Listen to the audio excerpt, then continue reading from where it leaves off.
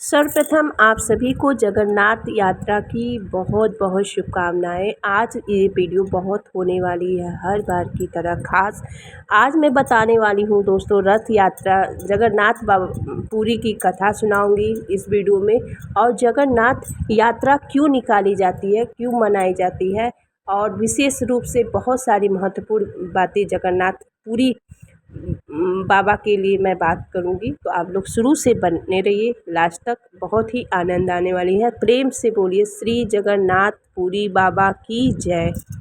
सर्वप्रथम कथा प्रारंभ करने से पहले दोस्तों छोटी सी आप लोगों को भक्त को भगवान से जोड़ती है जगन्नाथ रथ यात्रा। तो ये पहले आप लोग सुन लीजिए, फिर इसके बाद आप लोग कथा प्रारंभ करोगे।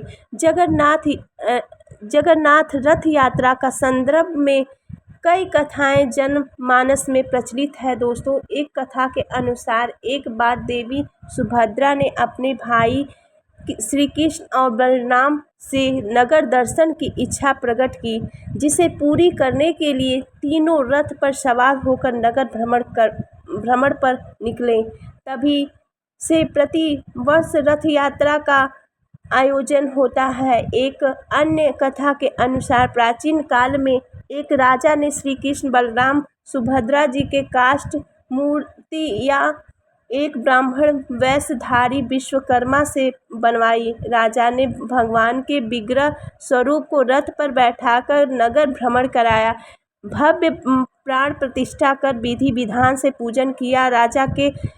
राजा की श्रद्धा भक्ति को देखकर भगवान ने विष्णु ने राजा को प्रत्यक्ष दर्शन दिए, जिसके फलस्वरूप से राजा अनादिकाल से अपने ऊपर चढ़े हुए पापों को त्याग कर मृत्यु उपरांत मोक्ष को प्राप्त हुआ। कहते हैं प्राचीन काल में जब यातायात के साधन कम थे और वर्षा ऋतु में जब आमगमन बंद हो जाता था, तब इस पर्व पर सभी भगवान को रथ पे घुमाकर अपने वाहनों को 4 माह के लिए सुरक्षित जगह पर रख देते थे।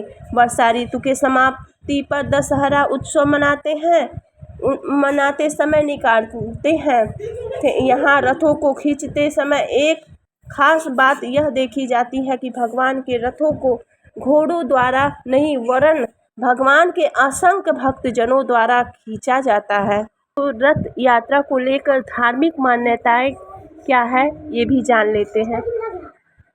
भगवान नाम का संकीर्तन करने मात्र से 100 जन्मों का पाप नष्ट हो जाता है। रथ में स्थित पुरुषोत्तम श्री कृष्ण बलभद्र सुभद्रा जी का दर्शन करके मनुष्य को करोड़ों जन्मों के पापों का नाश कर लेता है। रथ मार्ग में जो भक्त भगवान को साष्टांग प्रणाम करते हैं, वे अनादिकाल से अपने ऊपर चढ़े हुए पाप कृत कर्मों का त्याग कर मुक्त हो जाते हैं। जो भक्त रथ यात्रा के दौरान नित्य कर भगवान का गीत गाते हैं, वे अपनी पीड़ाओं को वहीं छोड़कर अपने जीवन के सुख में वृद्धि करते हैं।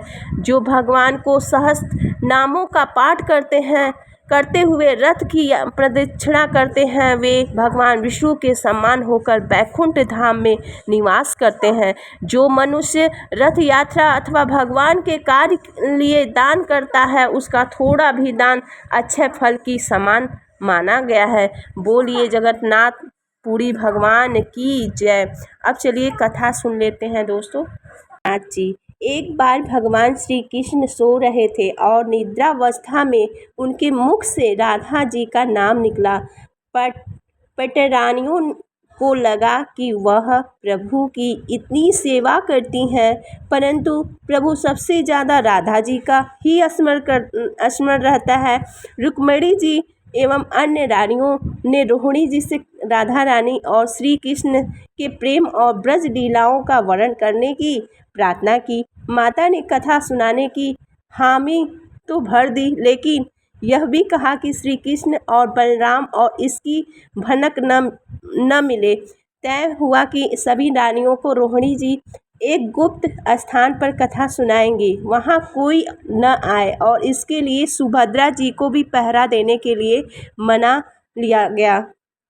सुभद्रा जी को आदेश हुआ कि स्वयं श्री कृष्ण या बलराम भी आए तो उन्हें भी अंदर न आने देना।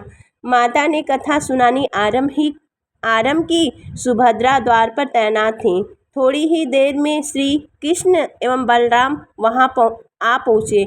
सुभद्रा ने आनंद से अंदर आने जाने से रोक लिया। इससे भगवान श्री कृष्ण को कुछ संदेह हुआ।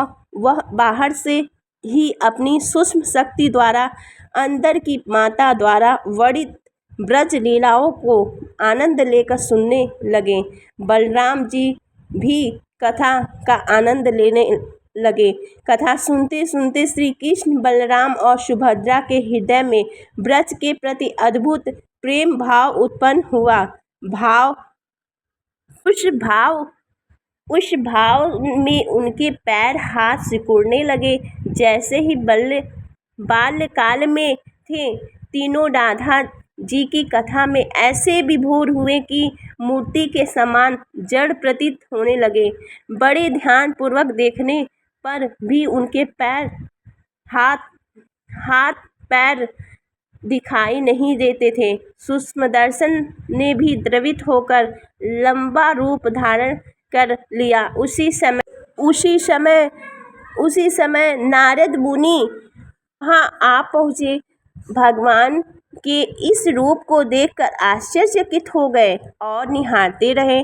कुछ समय बाद जब तंद्रा भंग हुई तो नारद जी ने प्रणाम करके भगवान श्री कृष्ण से कहा, हे प्रभु, मेरी इच्छा है कि मैंने आज जो रूप देखा है वह रूप आपके भक्त जनों को पृथ्वी लोक पर चिरकाल तक देखने को मिले। आप इस रूप में पृथ्वी पर वास करें। भगवान कृष्ण नारद जी की बात से प्रसन्न हुए और उन्होंने कहा कि ऐसा ही होगा। कलिकाल में मैं इसी रूप में नीलाचल क्षेत्र में अपना स्वरूप प्रकट करूंगा। कलयुग आगमन के उपरांत प्रभु की प्रेरणा से मालवराज इंद्रधुम्न ने भगवान श्री कृष्ण, बलभद्र जी और बहन सुभद्रा जी की ऐसी ही प्रतिमा जगन्नाथ मंदिर में स्थापित कराई। तो आशा करती हूँ कि आज की वीडियो आप सभी को बहुत पसंद आई होगी, और पसंद आई होगी तो लाइक, सब्सक्राइब एंड शेयर। और दोस्तों, आप सभी प्रेम से बोलिए श्री जगन्नाथपुरी भगवान की जय। जगन्नाथपुरी भगवान सभी की हर मनोकामनाएं पूरी करें। इसी कामना के साथ आज की वीडियो को विराम देती हूँ। मिलती हूँ एक नए वीडियो के साथ। तब तक के लिए प्रणाम। हर हर महादेव।